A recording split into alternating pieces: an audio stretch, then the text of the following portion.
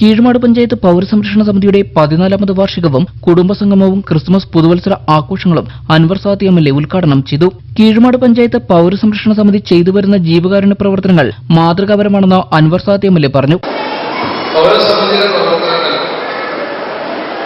കേരളത്തിൽ തന്നെ മറ്റു പൗരസമിതികളുടെ ഒരു മാതൃകയാണ്. സാധാരണ പൗരസമിതി എന്ന് വെച്ചാൽ എന്തെങ്കിലും സമരം ചെയ്യാം, അല്ലെങ്കിൽ എന്തെങ്കിലും പ്രതിഷേധം പറയണം, അങ്ങനെ ഒരു കൂട്ടായ്മയാണ് ഈ പൗരസമിതികളൊക്കെ മാറുന്നത്.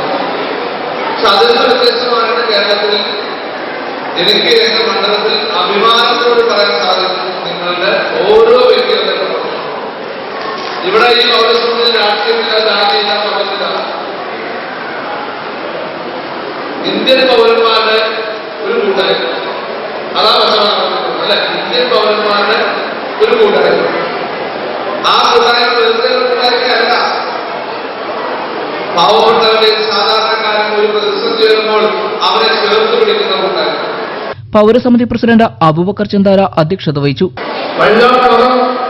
ഇപ്പോൾ ഒരു തയ്യലും അതോടൊപ്പം തന്നെ വിൽപ്പനയും നടത്താൻ തീരുമാനിച്ചിരിക്കുകയാണ്. അതിന് നമ്മുടെ ജില്ലാ വൈസ് പ്രസിഡന്റ് വനിതാ റഹ്മാൻ വേണ്ട എല്ലാ സഹായവും ചെയ്തെന്ന് അതിന്റെ പണിപ്പുരയിലാണ് ഇപ്പോൾ. രക്ഷാധികാരി PM മുഹമ്മദ് സ്വാഗതം പറഞ്ഞു. വനിതാ ഫോറത്തിന്റെ തൊഴിൽ സംരംഭങ്ങൾക്ക് ജില്ലാ പഞ്ചായത്തിന്റെ പ്രത്യേക പദ്ധതിയിൽ സഹായം ലഭ്യമാക്കുമെന്ന് ജില്ലാ പഞ്ചായത്ത് ആക്ടിംഗ് പ്രസിഡന്റ് സനിത റഹീം അറിയിച്ചു.